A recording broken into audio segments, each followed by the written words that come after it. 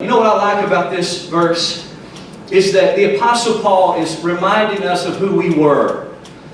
Who we were before we came in contact with this Jesus. See, I want to say something real quickly, and I want you to see the logic behind this statement. When I come to meet Jesus, the author and finisher of my faith, something happened, friend. I started thinking differently than what I used to think. I started speaking differently than what I used to speak.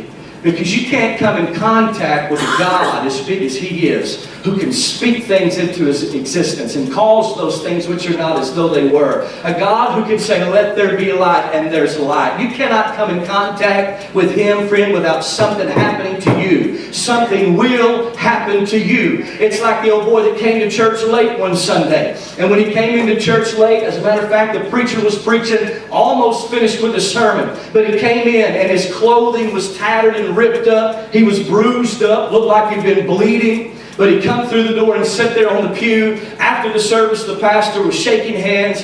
And the man shook the pastor's hand and said these words, "Pastor, I want to apologize for being late to service this morning, but you won't believe the morning that I had." He said, "I was on my way to church. I would have been here on time. And I was driving on the freeway. All of a sudden, something happened and I had a flat. I had to pull over to the shoulder. And while I was changing the tire, a lug nut popped off into the highway. When I went to retrieve it, there was a semi big truck and came and it hit me head on. And I'm bruised up, but I'm here." I don't know if I'd believe that story, would you? You know why I wouldn't believe that story?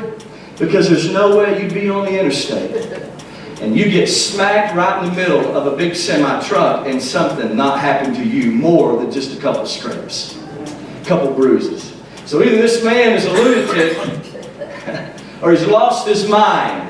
The truth is, you can't come in contact with the God of creation and something not happen to you, friend. Amen. Amen. If any man be in Christ, he's a new creation. Old things pass away, all things become new. There's really no arguing that. And I can prove that. When I came to know Him, something changed. Somebody moved into my life, brothers and sisters. And it didn't happen because of my goodness. It didn't happen because of my strength or my education or any of the prayers that I prayed. It happened because of His grace. He said, we ourselves were foolish. We were disobedient. We were deceived, serving divers lusts and pleasures, living in malice and envy, hating and being hateful to one another. Verse 4, but, and I like that transition, after that the kindness and the love of God, our Savior, appeared toward us. The truth is, when He appeared in your life, He took what you used to be. Oh, He made something beautiful out of it. Could you rejoice with me? That He took those ashes and He turned it into beauty. He took my mess and He caused a miracle to happen in my life. And I thank God for it and I testify of it. But we got to remember,